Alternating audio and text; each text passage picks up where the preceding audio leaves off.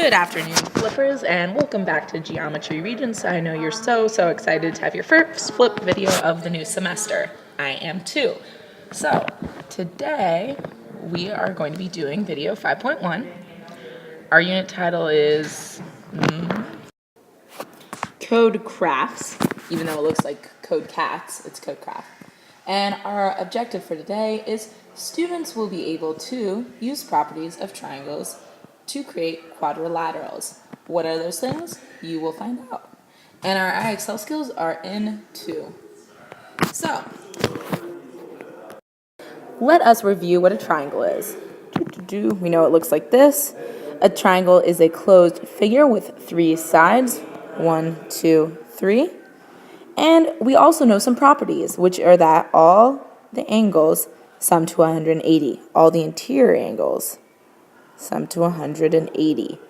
And what I just drew would be an example of 3 congruent angles, but they don't have to be. It depends on your triangle.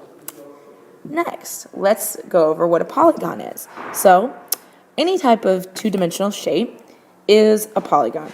So, anytime we have 2 dimensions, not just length, but also not a 3-dimensional shape. And so a triangle is an example of a polygon, but polygons are general terms.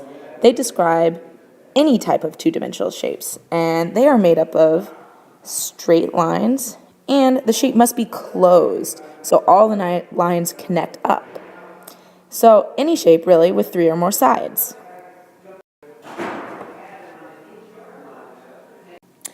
What is a quadrilateral? A quadrilateral is a 4-sided figure, so it is a type of polygon, but specifically has 4 sides, and they must be closed. So, for example, a rectangle or a square or any other type of figure with 4 sides. So, a quadrilateral refers to not just a square, not just a rectangle, but any of these shapes that have 4 sides. And there are specific types of quadrilaterals, which we also need to learn the names of, and they have certain properties, which we will learn soon. Some properties of a quadrilateral. So, you can sum the angles in a quadrilateral. And we know you can use the fact that the sum of the angles in a triangle are equal to 180 degrees. We know that. So, and we can use that to prove that the angle sum of a quadrilateral is 360 degrees. So, let's look.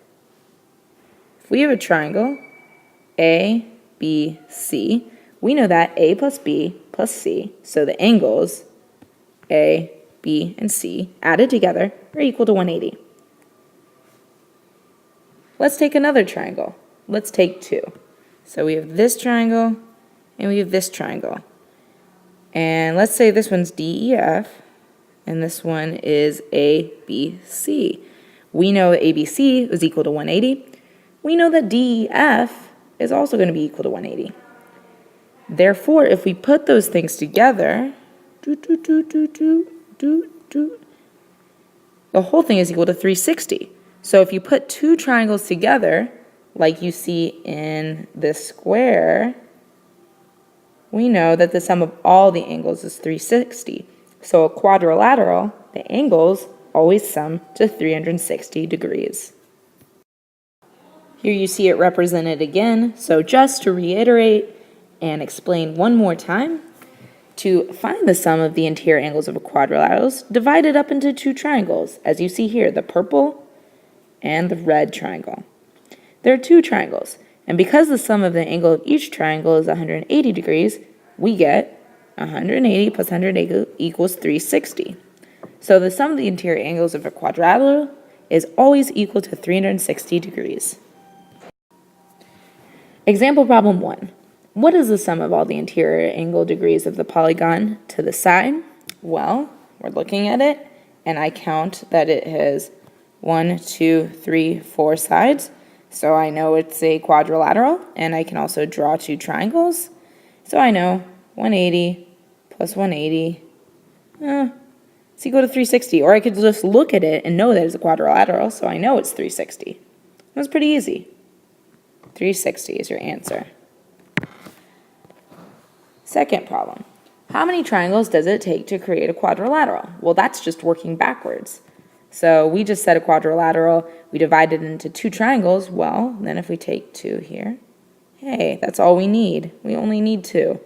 Yeah, I could take this and I guess I could go like this. I could have 4, but the smallest amount of triangles I need is just 2. Awesome. Now for your secret hot question of semester 1. Let's get it together, guys. Let's do it really well this time. Okay. What type of shape is below? So if we look at the shape below us, what do we call it? What's its proper name? And what type of triangles make up the shape below?